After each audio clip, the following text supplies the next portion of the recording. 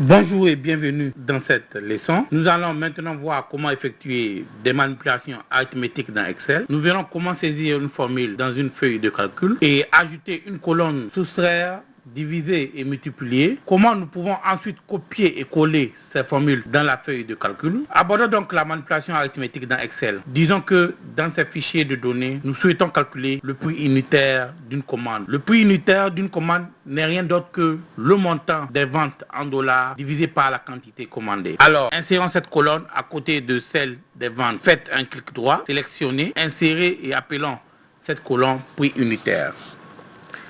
La formule pour calculer le prix unitaire correspond aux ventes divisées par la quantité de la commande.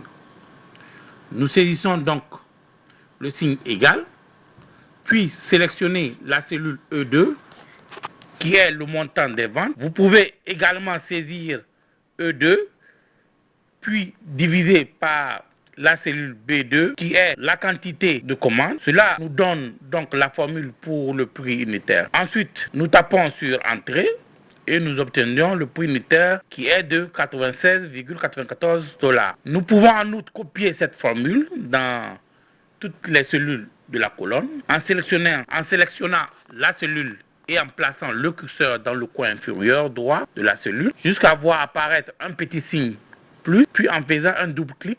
Remarquez que l'intégralité de la colonne est renseignée avec la formule de prix unitaire.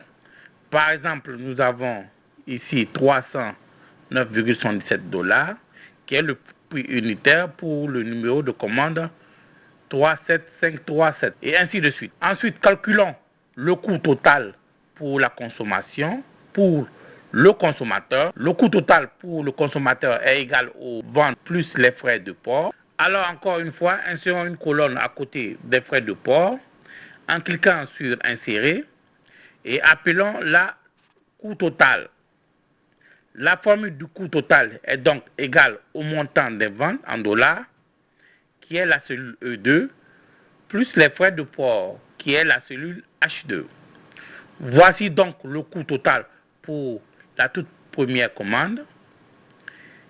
Et encore une fois, nous pouvons copier et coller cette formule tout en bas en sélectionnant la cellule et en plaçant le curseur dans le coin inférieur droit jusqu'à voir le signe plus et en faisant un double clic.